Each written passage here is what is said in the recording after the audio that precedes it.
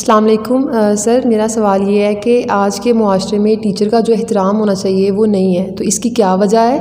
اور آپ کے خیال سے ایک اچھے ٹیچر کی کیا خصوصیات ہوتی ہیں کہ مطلب کیا کوالٹیز ہوں کسی ٹیچر میں تو اس کو اچھا ٹیچر کہا جا سکے؟ دیکھیے، جہاں تک بات جو ہے وہ ٹیچر کے احترام کی ہے تو ہم دیکھتے ہیں کہ امریکہ میں دو شخصیات کو بہت اہم سمجھا جاتا ہے، ایک سائنسدانوں کو اور دوسرا ٹیچر کو۔ اور اگر ہم جو ہے وہ فرانس کی بات کریں تو فرانس کی عدالتوں میں صرف ٹیچر کے لیے جو ہے وہ کرسی پیش کی جاتی ہے۔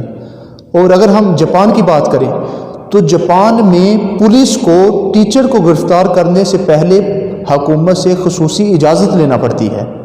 اور کوریا کی اگر ہم بات کریں تو کوریا میں ٹیچر کارڈ دکھا کر وہ تمام کی تمام سہولیات لے سکتا ہے جو ہمارے ہاں وزیر، ایم پی، ایم این اے کے پاس ہوتی ہیں۔ تو اگر ہمارا معاشرہ جو ہے وہ ٹیچر کا احترام نہیں کرتا تو اس میں سمجھتا ہوں کہ قصور ٹیچر کا نہیں بلکہ قصور تو پھر ہمارے معاشرے کا ہوا۔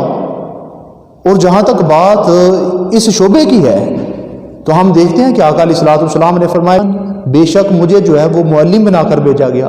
تو ٹیچر جو ہے وہ اس کو کس طرح کا ہونا چاہیے یا اچھا ٹیچر کون سا ہے؟ تو میں سمجھتا ہوں کہ ٹیچر کہتے ہیں شیخ کو، گرو کو، رہبر کو، رہنما کو، جو راستہ دکھا دے، جو مایوسی سے، نا امیدی سے امید کی طرف لے جائے، جو منزل دکھا دے، جو لوگوں کو یا دوسروں کو اپنی بات سمجھا دے، جو بچوں کو ایک مقصد بتا دے، جو خود میں ایک تحریک ہو، جو آئیڈیل ہو، جو بچوں میں جو ہے وہ ایک نمونہ ہو۔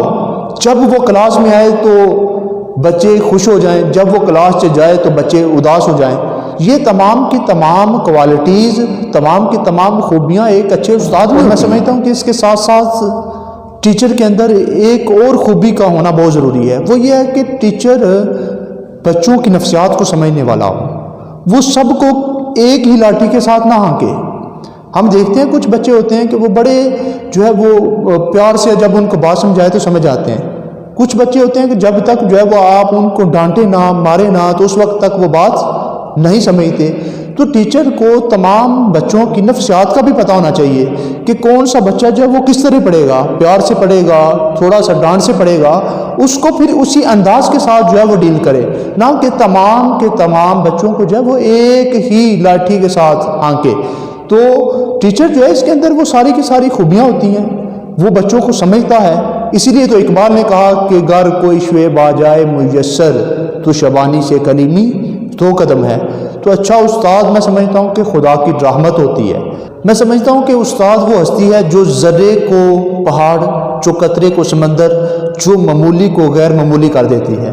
ہم دیکھتے ہیں جب مولانا روم شاہ سمجھ تبریز سے ملے تو اصل مولانا روم تو شاہ سمجھ تبریز نے بنایا، اور ڈاکٹر علامہ اقبال کو اصل روح تو مولانا روم کی وجہ سے ملا۔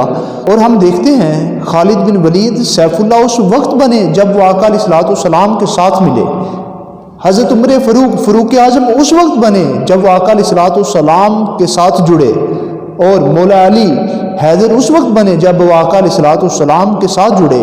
تو المختصر کے اس کائنات کے اندر جس نے بھی مقام حاصل کیا وہ اساتذہ کی وجہ سے کیا۔ تو اساتذہ جو ہوتے ہیں وہ بادشاہ نہیں ہوتے مگر وہ بادشاہ بناتے ہیں۔ اس لیے کوئی معاشرہ، کوئی قوم، کوئی شخص اس وقت تک جو ہے وہ ترقی نہیں کر سکتا جب تک وہ معاشرہ اپنے اساتذہ کا جو ہے وہ احترام نہیں کرتا۔ اس لیے تو حضرت علی کا قول ہے، آپ نے فرمایا کہ جس نے مجھے ایک لفظ بھی سکھایا اس نے مجھے اپنا غلام بنا لیا۔